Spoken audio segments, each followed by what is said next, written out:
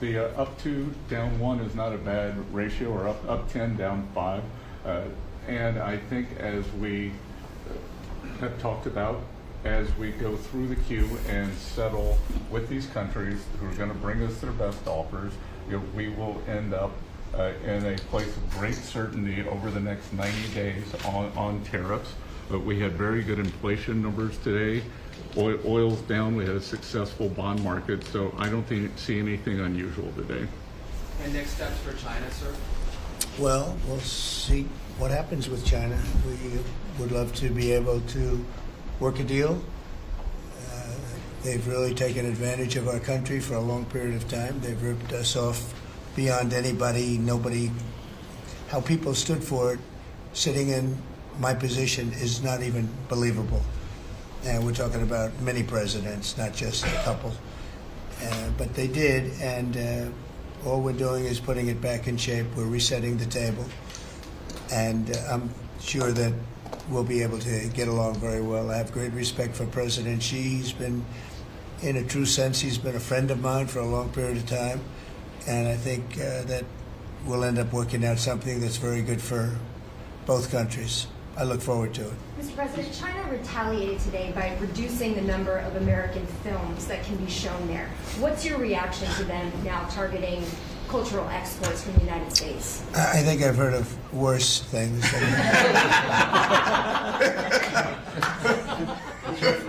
Yes, please. Also on China, the Ukrainians say they have evidence that Chinese soldiers have been found fighting for the Russians in Ukraine. Can the U.S. verify this? And if so, what does the U.S. plan on doing to China to counteract that? We'll look into it, but I think beyond that, we're really looking to get that war stopped. They're losing 2,500 and even more than that young people a week. They're Russian and they're Ukrainian. They're not American, but they're people. And we're seeing if we can get it stopped. And I think we're making progress. I appreciate the ballerina who was released. It was at the request of a very good friend of all of ours, actually. Dana White called me and he said it's the friend or the relationship of one of the fighters for UFC or one of the fighters. And Dana's an incredible guy, and we spoke to President Putin about it, and they made a deal. They released the young ballerina, and she is now out, and that was good, so we appreciate that. We hope that we're going to be able to make a deal relatively soon with Russia and Ukraine to stop the fighting. It's so senseless. It's such a horrible thing. It would have never happened if I were president, but it did happen, and we were given that card. And I think we're going to get it. I think we're going to get it stopped. Got to get going. We got to get it. We have to move it faster. Likewise with the hostages, we're making progress. We, there's 59 hostages, but only 24 of them are living, and that's the way it's been presented to me by the mothers of some of the dead, mothers and fathers of some of the dead hostages, and they want the bodies of their baby, as they say, their baby, their young boys. They want them back as much as if they were alive. It's amazing, because when I met the hostages 2 weeks ago here, I couldn't believe what they had to go through, by the way. But when I met them, they said, yeah, there's 59, but 24 are living. And they actually consider, I guess if you're a parent, you do consider it this way, that the remainder who are dead, the 24 that are alive, the remainder that are dead, they want them back just as much as they would want them back if they were alive. It's really pretty amazing and pretty sad. So we're getting close to getting them back. We have a lot came back. A lot of people are very grateful. Some came back in pretty bad shape. Some came back, they're okay. I think they're going to be scarred mentally for a long time, because if you sit down and talk to them, as I have, what they went through is incredible. But we're making progress. We're dealing with Israel. We're dealing with Hamas, and it's a nasty group. Mr. President, how close are you to the first country coming to actually make a deal with the United States over tariffs? Is it days, months? Well, I think it's very close, but we have to have a deal that we like. We don't want a deal that's going to be a bad deal, or I could make every deal in one day if I wanted to. do this in one day. I could just say, here's what we'll do. And I was saying to the people before, to Scott, mostly to Scott and Howard, and some of the other people that work with us on the negotiations. You know, we have a lot of law firms that have paid me a lot of money in the form of legal fees. We're going to probably use those firms to, if we can, I think we can. I'll make a contribution to the country, but they're great firms. They're the best firms, the biggest, and really the most prestigious. And we may be using them to help you guys out, because you're going to need a lot of lawyers.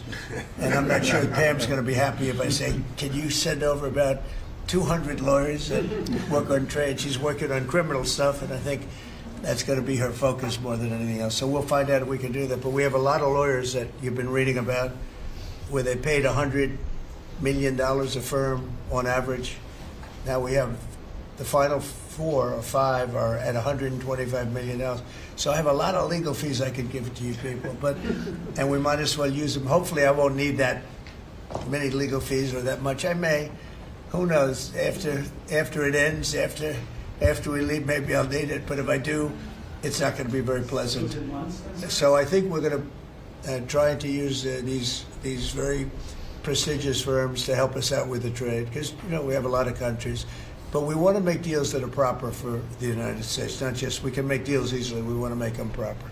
Mr. President, if you aren't able to reach the deals that you want to see at the end of the 90 days, will you put those higher tariffs in place, or will you extend Well, that's pause? what would happen. I mean, if we can't make the deal that we want to make, or we have to make, or that's good for both parties, it's got to be good for both parties. You wouldn't. And then we go back to where we were. Go back to the numbers that you announced last week. I think so. You wouldn't extend the pause. Yeah.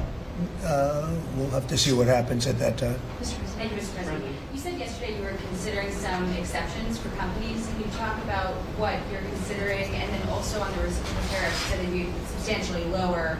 Is the same math formula going to be used, or is that tossed out? I'm not considering now for any country or company, but it's possible that I would. But I'm not. We don't have that situation right now. People understand where we are, what we're going to do. But it could happen. It's called flexibility. You have to have certain flexibility. What are you planning on using the money that you're gaining from revenue through the tariffs on? Paying down national debt, reducing taxes, creating good budgets, helping Christie with the border and all of the other things. I built hundreds of miles of wall, as people now understand, 571 miles of border wall in the first administration. But we're going to beef it up, and we're going to add more. And, the numbers are incredible, really. The numbers are what's taken place. We had great numbers, but these numbers are topping my last administration. And Christie and Tom Homan have done an amazing job. But it's an expensive process. This weekend, where they used to have hundreds of thousands of people standing there pouring through the border in Tijuana, Mexico, this weekend they had nobody. You had a man sweeping this massive piece of concrete, which is, the area where they said massive. And I've looked at that during the Biden administration. You couldn't see a piece of that concrete. There were so many people on it. You couldn't, if you had helicopter shots, you couldn't see concrete. Now, this weekend, you had nobody there but a man with a broom sweeping it and cleaning it up. Pretty amazing. It's really an amazing job. But it will be used for that. It'll be used for a lot of things. It'll be used by the Department of Justice for doing a great job. Pam is doing a fantastic job. So it's going to be used for a lot of different things. Mr. President, on the 10% tariff, is that a basement? Is that the It's a floor? baseline. Can countries negotiate that to bring that It depends down? on what they're adding. Some countries we have massive deficits with, or they have big surpluses with us, and others it's not that way. So it depends. That's why it's really they're all different. Every country is different. Some have certain advantages that others don't have, and certain things. We have China has a surplus of $1 trillion. I mean, the numbers are crazy. And others have basically no surpluses. We have some that are pretty even, but they hurt us in other ways, and we just want to get that taken care of. So Everyone is a little bit different. So are you negotiating with the EU as one bloc or individual nations for the tariffs? We're looking at it as one block. They've been very tough, but they were very smart. They were ready to announce retaliation, and then they heard about what we did with respect to China and others, but China. And they said, we're going to hold back a little bit. They decided to hold back. I thought they were very smart. Look, the EU is very smart, but they really have taken advantage of the United States. They were formed for the purpose of taking advantage of the United States. And I don't blame them, and I don't blame China. I don't blame anybody. I blame the people that were sitting at that desk in that other beautiful Oval Office for allowing it to happen. Many presidents I blame. They should have never allowed it to happen. And I'm doing something that a lot of them wouldn't want to do. But I'm here, I do those things, and we're going to make this country great again. We were taken advantage of by almost everybody. I sat back in the last administration. I would actually read them. I don't have to read them now. I know them so well. I would read some of these documents that were signed, deals, and I said, who would do a deal like this? Who would do it? You've seen it, Elon. Yeah. I'd look at deals where it's so one-sided. Even we have a deal with Japan, and we get along great with Japan, and we had the Prime Minister here. He was fantastic. As you know, Abe was great. Shinzo was great. He was a good friend of mine, unfortunately no longer with us. But we defend them, but they don't have to defend us. I said, that doesn't sound too good. But we have a deal, a defense deal.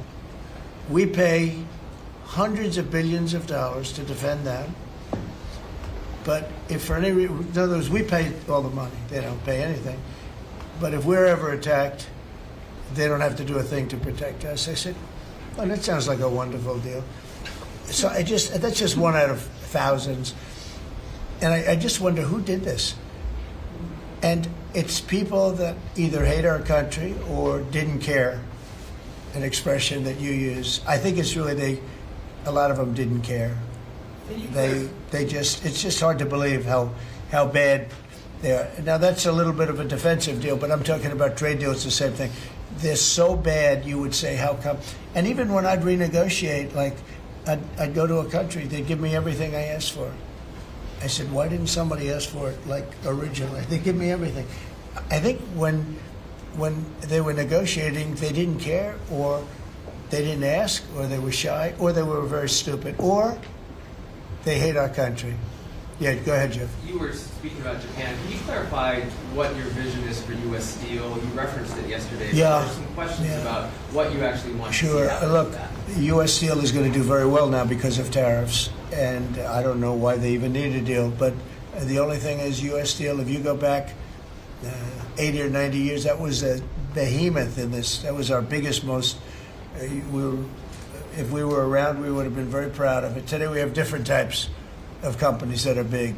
Google, it's not the same as U.S. Steel, and I love Google, and I got to like the people that run it. They're very capable people. They didn't like me so much in the first administration, but they like me a lot now. I don't know what happened, but I like them. But I think they would be the first to admit, when I envisioned, you look at some of those steel factories from 90 years ago, it was a different kind of a country, but they were miles long. Today you see just empty hulks. Those hulks are going to be filled up very soon because of what I'm doing with tariffs. It was a different kind of a thing. But if I didn't do that in the my first term, if I didn't put tariffs on, we would have, because China and others were dumping steel, billions of dollars of steel. Our steel companies were all closing, every factory. We wouldn't have one steel plant open, and now we have a steel industry that's doing very well, but soon it's going to be thriving, really thriving, and those factories are going to be filled up, but more importantly, they're going to build brand new ones. Nucor and so many other companies call me, Nucor being a big steel company. They're building massive new steel plants, and it's great. And likewise, car companies. We have many, many car companies. 3 of them, I'm not looking to hurt Mexico, and I like Mexico. And by the way, I think the new president is a terrific person, a fantastic woman. We've had many conversations. She's a very elegant, just a fantastic person.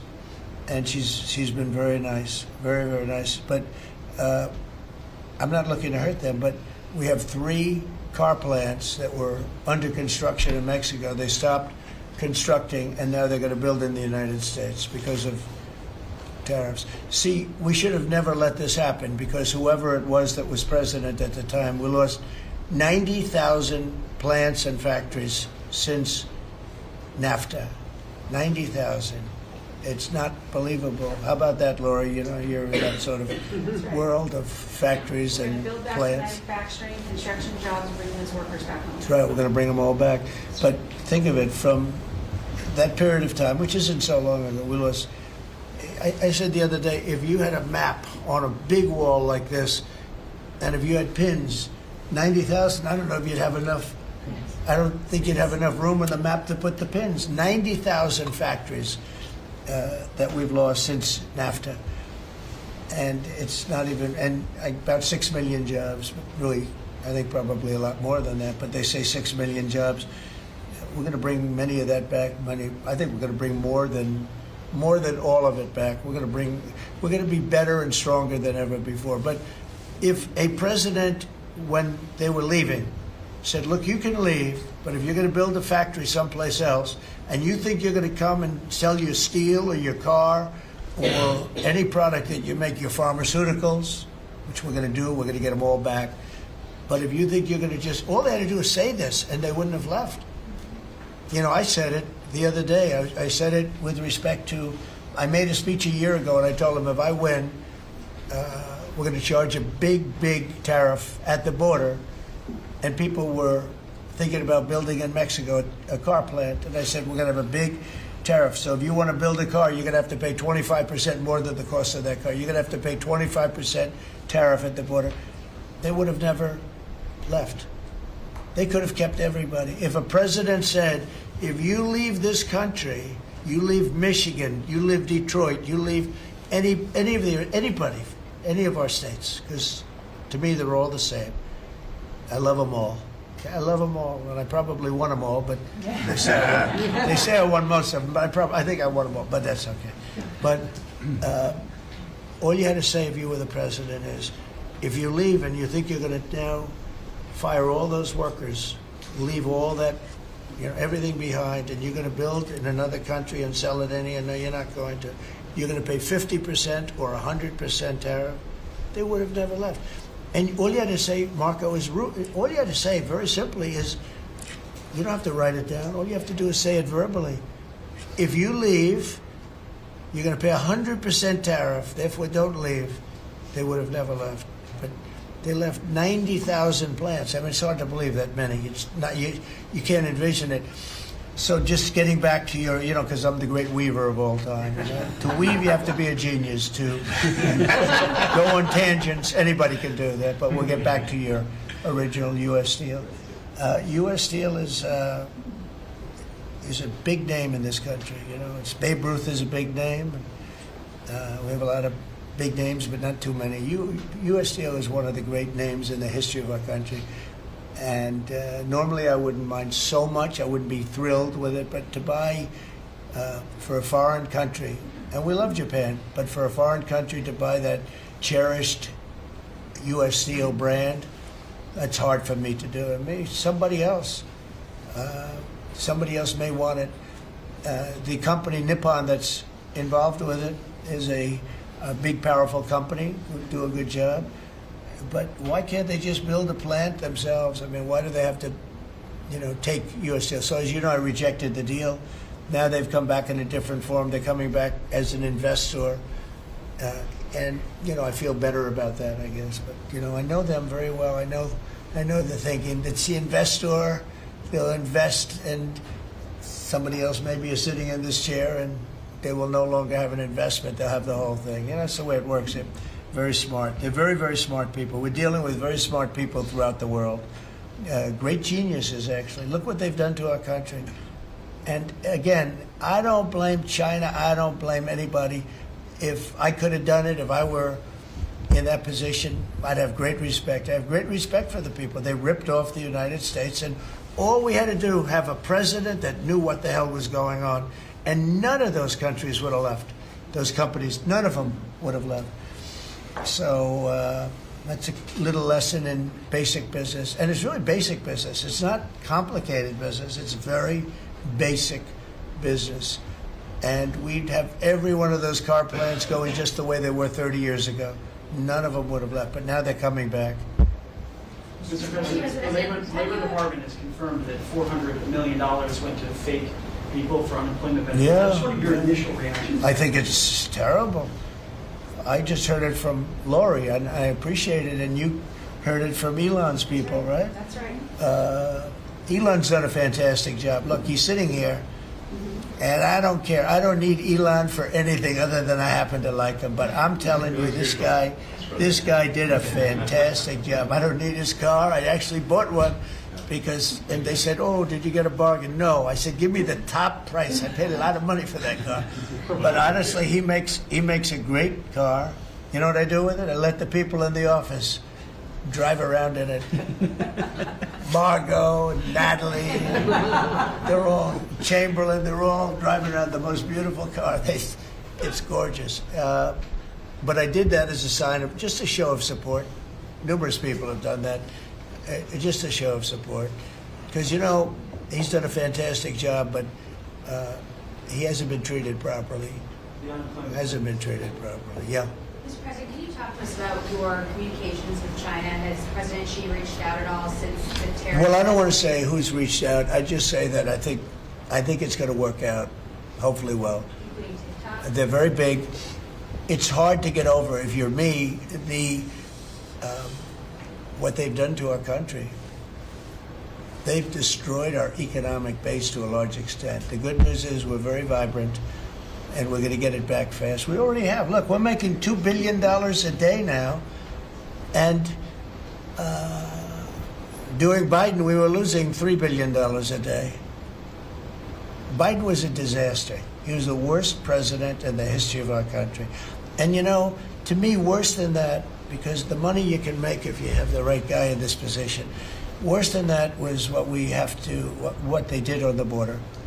By allowing the jails of the world, not South America, all over the world, to be opened up so that we take everybody from Africa, Asia, South America, Europe, the bad ones.